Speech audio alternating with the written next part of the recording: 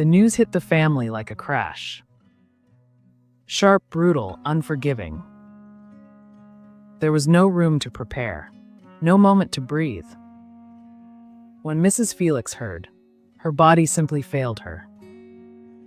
She fainted. And when she finally woke up in the hospital, her voice trembled beneath a truth she wasn't ready to hold. "Where is my husband?" she whispered. No one answered. But some truths speak without sound. That night she wept, not just for the man she lost, but for everything he carried. Her partner, her protector, the shield that kept the world from pressing too hard. She cried until the tears ran out, leaving nothing but silence, and an ache that hollowed her from the inside. After the funeral, the house didn't feel like home anymore. Mrs. Felix sat alone in her room, head bowed, whispering questions only heaven could hear. Why, Lord? Why now? Why us? Who's going to take care of my children?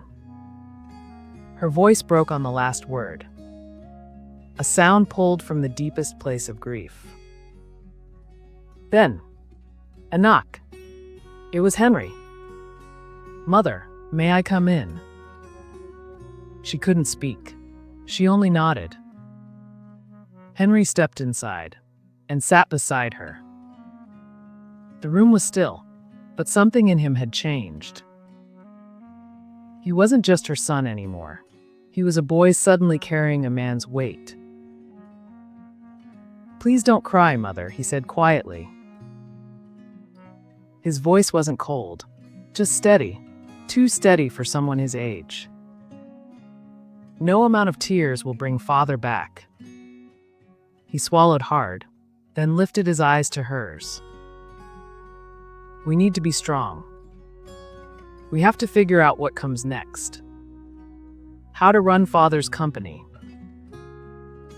Mrs. Felix wiped her tears, her hands trembling as if they were learning a new world.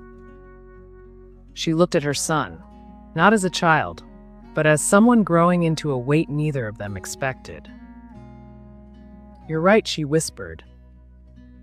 There wasn't strength in her voice yet, but there was a decision.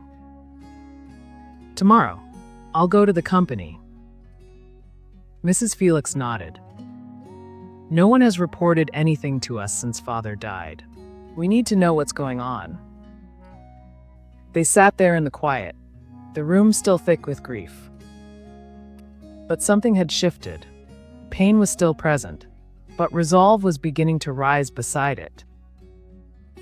They didn't say it, but both felt it. Life had changed. The world had cracked open. And if they were going to survive it, they'd have to face it together.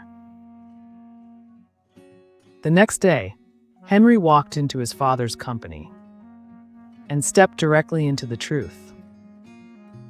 He wasn't prepared for. He thought he was just checking in, looking for updates, maybe instructions. Instead, he found panic dressed in silence. The staffs looked uncertain. Numbers didn't match. The air carried a heaviness, like a storm had passed through and left everything scattered. The manager pulled him aside and told him about the company. "The company is drowning in debt," he said. Henry felt the words strike him, cold, sharp, disorienting. And then came the final blow. "One of our ships," the manager continued, "the one carrying our largest goods, capsized."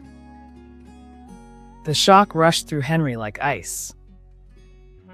That incident triggered your father's heart to give out." The manager added quietly. "It wasn't just grief Mr. Felix had been carrying. It was pressure, a weight he had borne alone, and no one had known."